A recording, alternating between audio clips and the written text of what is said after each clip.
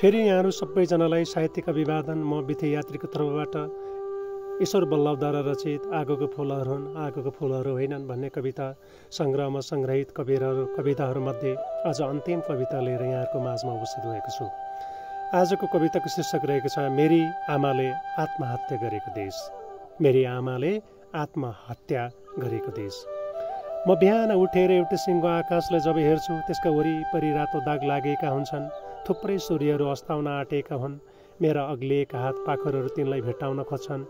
उम्किँदै गइरहेका आवाज भएर, उम्किँदै गइरहेका क्यानभासहरू भएर, उम्किँदै गइरहेका आफ्ना सत्यहरू भएर तिमीले कहिलेकाहीँ देखेका छौ परको आकाशले, अझ परको क्षितिजलाई, अझै परको रातो रङलाई भने त्यो मेरो आमा हो। हुन त मेरी आमालाई तिमीले मार्यौ भनेको छैन। उसले घाँटीभरि अल्झाको खुकुरीको घाउमा मैले रगत थुप्रै बगे भनेर भनेको छैन। मैले चिच्याएको छैन। हुन त म मेरो घरको एउटा कोठामा जब पस्छु त्यो मेरो आमा हुन्छ। सबैले वरिपरि बसेर कुरे गरिरहेका हुन्छन्। ठुलो षड्यन्त्र भइरहेको हुन्छ। व्यङ्ग्य गरेर हाँसिरहेका पनि हुन्छन् कि यसको आमाले यसकै देशमा आत्महत्या गर्यो भन्दै, र फलस्वरूप म त्यो खुकुरीको धोइरहेको हुन्छु। मेरो आमाले आफूलाई काटिसकेपछि मेरो निम्ति यही खुकुरी धुनलाई दिनुभएको छ। मलाई थाहा छैन अरूका आमाहरू यस देशमा त्यसो गर्छन् गर्दैनन्। मलाई थाहा छैन मेरा पुस्ताले खुकुरीहरू पाए कि पाएनन्। जब एउटाले आत्महत्या गर्छ उसले नै गर्छ, उसले भाग्छ। ऊ कथार पनि हो, ऊ कथार पनि हो। वीरता ती विशाल महलहरूमा सम्पूर्ण सुरक्षासहित बसेकालाई, जीवन ती स्वप्न जष्टाहरूलाई, देश ती शासकहरूलाई, खोला ती सत्ताहरूलाई, व्यापारीहरूलाई, देवता ती धर्मीहरूलाई, खुकुरी मलाई, किनभने मैले यसलाई मेरी आमाको रगतदेखि मुक्त गर्नु छ, मात्र फलाम बाँकी रहोस् भनेर। रगत मलाई किनभने मैले यसलाई मेरी आमाको कायरतादेखि मुक्त गर्नु छ, मात्र शान्ति बाँकी रहोस् भनेर अरूले सास फेर्न पाउन् भन्दै, ठुलो सन्तुष्टिसहित, ठुलो महत्तासहित, ठुलो फाँट र आलु बखडाको रुखसहित मेरो खुम्चिरहेका यी नेदारका छालहरूमा अरूको निम्ति फक्रिरहेका फुल त छैनन्, तर ती कल्पना पनि छैनन्, र ती व्याख्यानहरू छैनन् किताबका कागजमा गर्ने, र ती चनाका दृष्टिहरू छैनन् निहालेर परसम्म हेर्ने, र ती रगतहरू छन्, र ती रथहरूसित तिमी डराउनेछौ, र ती रगतहरूलाई मैले मेरो हातले पुलिसको लागि पुछेको छु। भाग्दै गरेको त्यो मानिस एक्लै गएर कहीँ बस्न खोज्छ। त्यसका हातभरि अझै रगतका टाटा छन्। ती हात मेरै हुन्। म यिनै हातले सेता कागजहरूमा हस्ताक्षर गर्नेछु भन्नेछु। तिम्री आमा पल्लो कोठामा गइन्। अब एउटा आवाज आउनेछ। एउटा ठुलो ढिलो भइसकेपछि तिमी भन्नेछौ यो मेरी आमाले आत्महत्या गरेको देश। यहाँ सधैँ त्यसै भइरहनेछ। तिम्री आमाले आत्महत्या गरेको देश, मेरी आमाले आत्महत्या गरेको देश, सबैकी आमाले आत्महत्या गरेको देश। यो मेरो देश, यो तिम्रो देश। कुनै कचौरोको रक्सीमा एउटा प्रतिबिम्ब छ भने गहिरो सागर तलसम्म पुगेको हुन्छ। त्यहाँ आँखाहरू देखिनेछन्। निस्तब्ध भएका त्यो घाउ छरिएको हुनेछ। सबै अवयवलाई चारैतिर फ्याँकेर सिलिङमा, भित्तामा, दराजमा, भुइँमा चलमलाउनेछन् बिउजनलाई, चलमलाउनेछन् जिउनलाई। यी सबै सङ्घर्षहरूसित एउटा ठुलो व्यङ्ग्य गर्दै ती परको एक जमात भोज खाने मानिसहरूलाई देश छोडेर चरचङ्गीहरूको अज्ञात दिशातिर भाग्न थाल्छन्। वासस्थान छोडेर सबै आकाशमा बरारिन थाल्छन्। जङ्गलका बतासहरू जस्तै रुखहरूमा हराउन थाल्छन्। डरलाग्दा एउटा बिरालाहरू कोठाभित्र आएर रगत चाटिरहन्छन्। मानिसको रगत पहिलो पाली मिठो मानेर उसका गिजाभरि स्वादिलो किसिमले लागेको छ। मैले धपाउन नसकेको बिरालो त्यही थियो, र उसले मेरी आमाको भुइँमा पुगेको रगत खाइरहन्छ। मृत्यु एउटा व्यक्ति भए पनि आत्महत्या सबै व्यक्तिको हुनेछ। अहिलेसम्म इतिहासमा कहीँ पनि कसैले नदिएको पुरस्कार तिमीले मलाई दिएका छौ, बिरालो मलाई दिएका छौ, र दिएका छौ मलाई एउटा देश जहाँ मेरी आमाले आत्महत्या गरेकी छ। आत्महत्या कहिले फुलको कोपिला जस्तो फुल भएर फक्रिन चाहन्छ। आत्महत्या कहिले विशाल गगनचुम्बी भवनहरू भएर उभिन चाहन्छ। आत्महत्या कहिले ठुलो पहिरो भएर जान चाहन्छ। आत्महत्या कहिले सडकभरि ओछिन चाहन्छ।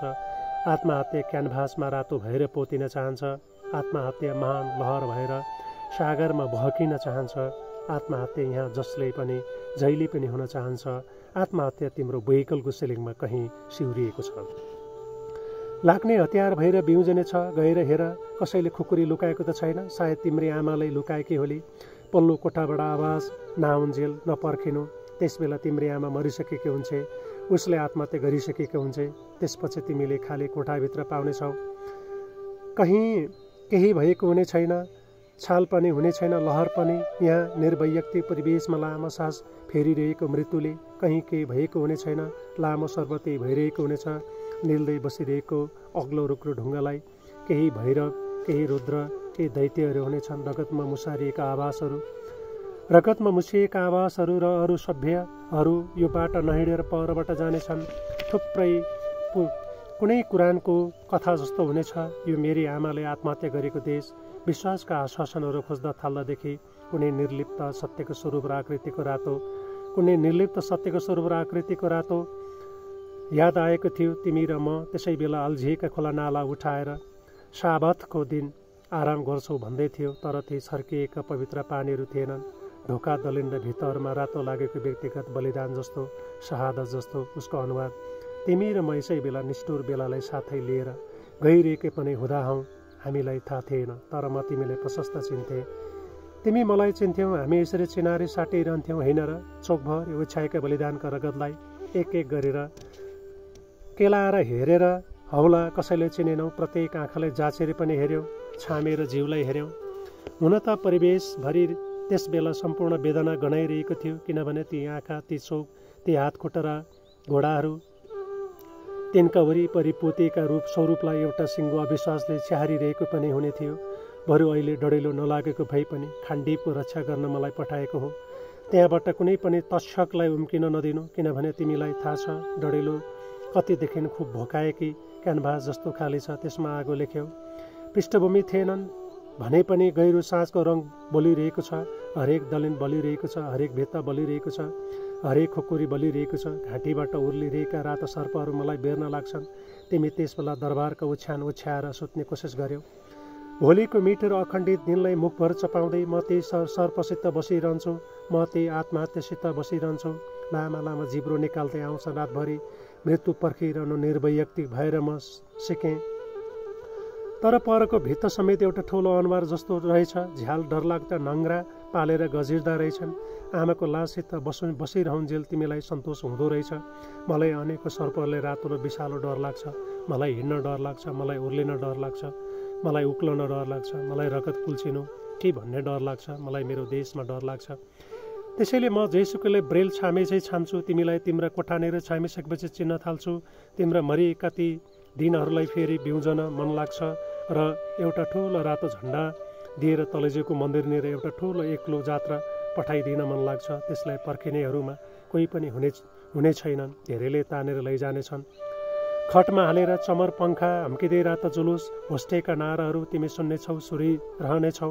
त्यो खटको देवताले सुनिरहन्छौ। मेरो देशभरि यहाँ मेरी आमाले आत्महत्या गरेको देश।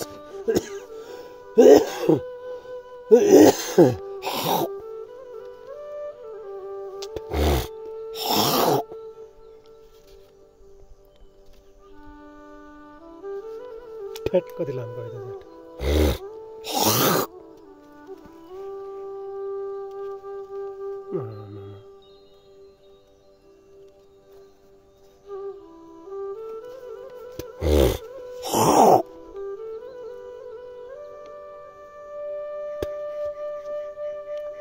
त्यो त स्वयम्भूको हेरिरहने मुर्दा आँखाले देखेको छ। तलेजोको मन्दिरले पनि देखेको छ।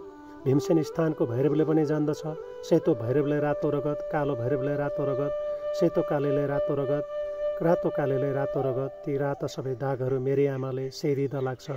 त्यो नौलो नदीलाई रातो रगत, जेउसलाई रातो रगत, मिनर्भालाई रातो रगत, डायनोसिसलाई रातो रगत। ती रातो अक्षर मेरा अक्षर हुन्। त्यस बेला ठुलो उत्सव मनाएर ठुलो नृत्य गरे पनि हुन्छ। अनि गीत गाएर राता फुलहरू कागको जस्ता उफ्रिएका खुट्टाहरू पनि हुन्। गालोहरू चम्किएका आँखाहरूमा बेदीहरू टल्किउन्। पर बलिरहेका ठुलो टापु, कोलाहालको टापु, आगोको रातो टापु, मेरी आमालाई आत्महत्या गरेको देश। कहिले सुन्नेका सम्बन्ध एउटी कुनै बुढीले कुरा गरिरहन्छ। भर्खरै उसले माथि बुइगलदेखि तल उर्लिएकी छे भन्ने कुरा ओहोरदोहोर गरिरहेका रुखहरूलाई हेर्छन् र उसका हत्केलामा राखेका आँखाहरू। तिमी र म कहिले पनि उसका कुरा बुझ्ने छैनौँ। म त त्यही उत्सवको देशकी बुढिया। यहाँ गुराँस देखेर आएको भनेका छन्। यहाँ बलिएको बिहान साँझ हेर्न आएको भनेका छन्। यहाँ रगतका पर्वतहरू देखेर आएको भनेका छन्। एउटा उत्तानो सुतिरहेको भीमकाय दैत्यले यहाँ उसले देखेर आएको भनेका छन्। म उसलाई चिन्दछु भन्ने कुरा तिमीलाई थाहा छ। म उसका कुरा बुझ्ने छैनौँ। हामी उसका भाषाहरू अनावृत होलान्, उसको चेहरा जस्तो ऊ जस्तो कोही पनि छैन भनेर यहाँ मलाई थाहा पाएको छु। यो शून्यको सम्बन्धमा समुद्र जानेको छ।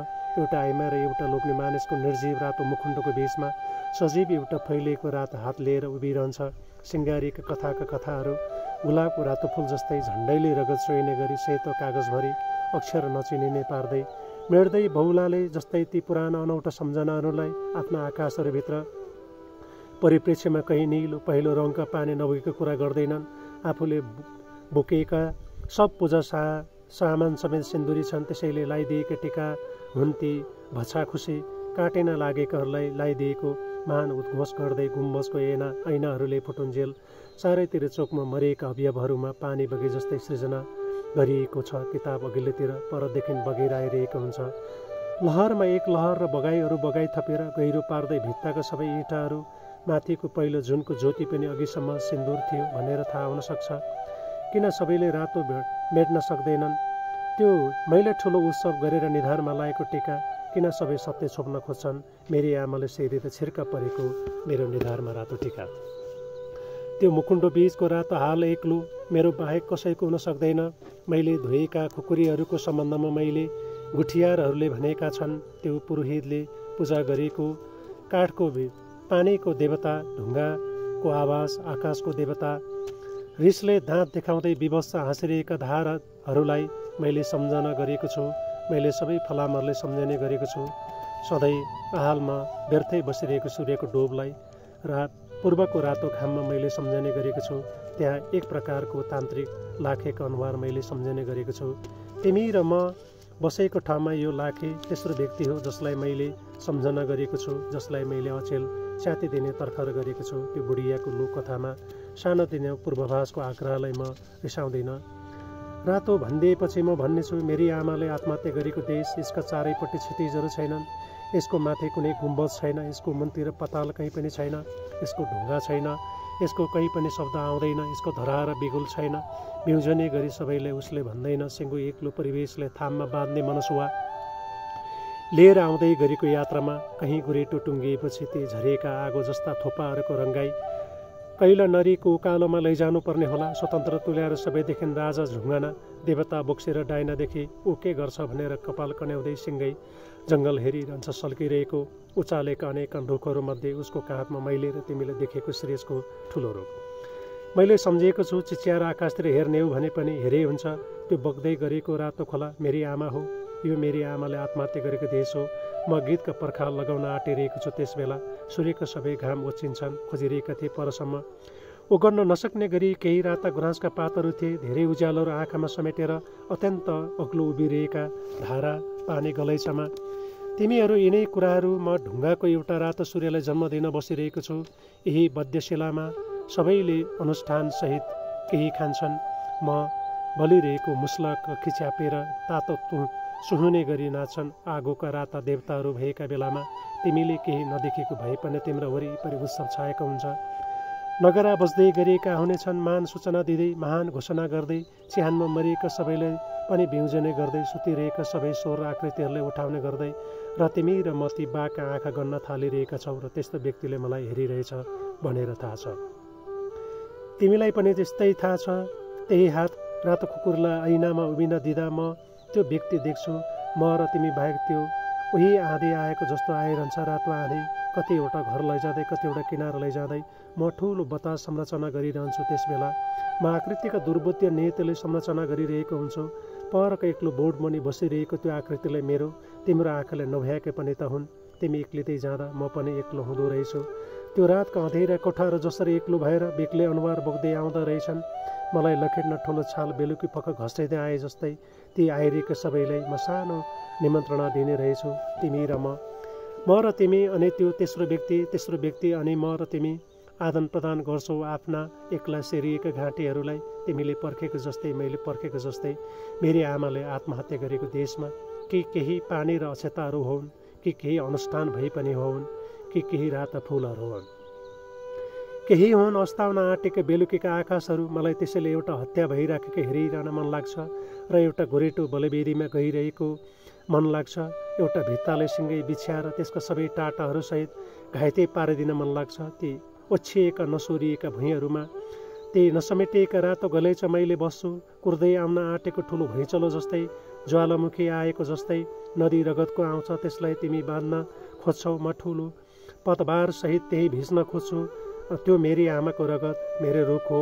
त्यसका चरित्र सुडमा अनेक रङले बाँधिएको पुतली राखेको त्यो सुतिरहेको रूपको अनुकृति समेत गहिरो छ अनि देख्न सकिन्छ शरीरमा बाँडेको केर रातहरू भए, खुट्टा र हातहरू भए। केही सास भएर सुक्न आँटेका जस्ता, केही घुँडाको टाप भिडेका आवाज जस्ता थोपा सुनिरहन सकिन्छ एक्लै बसेर। त्यो तेस्रो व्यक्ति नभएको ठाउँमा सिलहट भनेर हुँदैन। कुनै सिलहट निर्वैयक्तिक हुन्छ। आक्रमण सम्पूर्ण कालो भएर तिमीलाई तिमी ती यात्रुहरू बगरमा हिँड्ने ओठका कुरा गर्नु। त्यो आश्चर्यको रुखलाई माटोले प्रशस्त बाँध्छ, माथि उम्रन सक्दैन। त्यसैले धरतीदेखि उम्किन नसक्ने बाध्यता उसको तिम्रो पनि होइन, मेरो पनि। त्यसैले किन चिन्तित हुने?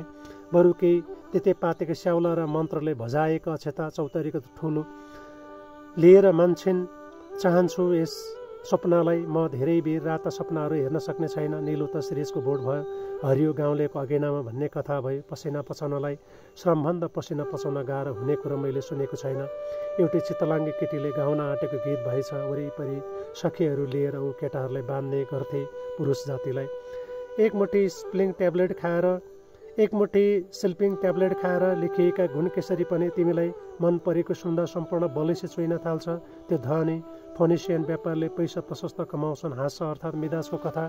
त्यो सुनाउला डलरहरू। म जहाँसुकै अनुपयुक्त परिधि सानो त म ठुलो हुँदो रहेछु, परिधि ठुलो त अझै ठुलो हुँदो रहेछु।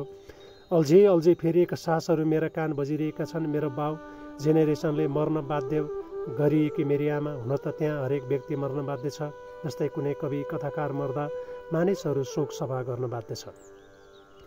रात फुलेका केही फुलहरू रहेछन्। कोपिला पनि त्यो बुटोमा रहेछ। एउटा टापुमा एक्लो बसिरहेको बादल पनि। आकाश एउटा टापु जस्तो एक्लो हुनु बाध्य छ। पृष्ठभूमिमा सेतो समुद्र राखेर दुध जस्तो हुन्छ। आँखामा नानीभन्दा बाँकी ठाउँहरू निर्लजतापूर्वक घर्षणकामी छ। त्यो दुध जस्तो बिहान बनाएको काँचो गोलभेडाको तरकारी त्यो पृष्ठभूमिको सेतो सागर जस्तै हो। दुध जस्तो छ यहाँ न्याय गरेको। दुध जस्तो हुन्छ छोटो अवधिमा बनेका टुङ्नाहरू। दुध जस्तो हुन्छ मलाई तातो अगेनाको भुङ्रो फ्याँकिएको मासुको चुक्टा जस्तो। दाउरो पुगेन भने मुर्दालाई त्यसै घाटमा छोपिदिनु पर्ने हो। मेरो देशमा, मेरी आमाले आत्महत्या गरेको देशमा दुध जस्तो हुन्छ। कति लामो साला अझै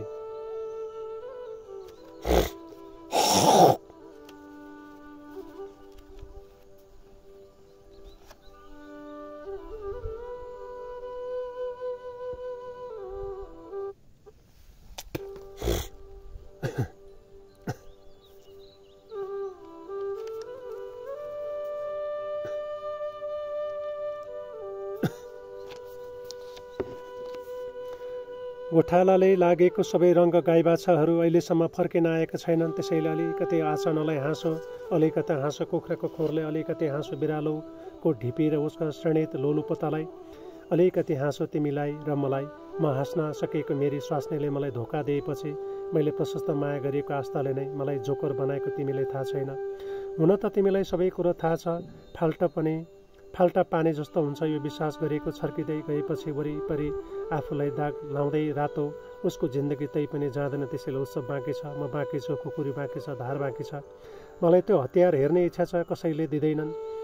ती भोका धारहरूमा रेट्ने शक्ति जाँच्ने इच्छा छ। मेरा यी अनौठा इच्छाहरू तिमीलाई राम्रा लाग्नेछन्। सबै कुरा राम्रा लाग्नेछन्। परका क्षितिजहरू, परका भैचम्पका फुलहरू, परका चौताराहरू, परका गोरेटाहरू, परका आकाङ्क्षाहरू र मेरी आमाले आत्महत्या गरेको देश कतै पनि कुनै दाग लागेको छैन भनेर गरेका छौ। मेरो सामु उछिएको त्यो रातो रङ्गीन परिवेशमा मेरो तन्न उछिएको छ। केही अनुष्ठानका आभासहरू छन् त्यहाँ। म यहीँ खुकुरी माझ्न व्यस्त छु। म उहीँ घाउ सुमसुम्याउन व्यस्त छु। म उहीँ उत्सवमा व्यस्त छु। मेरा अनेक सपनाका खोलाहरूलाई शुभकामना दिनेहरू तिमीहरू मेरो आमाको लास हेर्न आएको भेट हौ। तिमीहरूलाई सबैको सहानुभूति छ, सबैको सहानुभूति छ, किनभने मेरी आमा मरेकी छ। त्यो तेस्रो व्यक्तिले मलाई बिस्तारै सुमसुम्याउँछ, किनभने मेरी आमा मरेकी छ। उसको म माथि सहानुभूति छ। त्यसैले ऊ मलाई केही हातहरूमा मासुको चौटाहरूमा लुसेर बाँच्न सक्छ। ऊ मलाई केही कलेजोहरूमा, केही हाड छालहरूमा भाग लगाउन सक्छ। ऊ मलाई जे पनि गर्न सक्छ कि गजभर छिटनी र आग्लोहरूमा थुन्न सक्छ तिनका भागिरहेका आकृतिलाई तिमीले सम्हाल्न सकेनौ भनेर म दुःखी छैन। म दुःखी छैन मेरो सागरको कहीँ पनि त्यो रातो छैन भनेर। जुन पनि रातो टाटो ठुल्ठुला लडाइहरूमा मेटिन्छ, थुप्रा लासहरूमा हराउँछ मेरो आमाको लास जस्तै। धन्यवाद।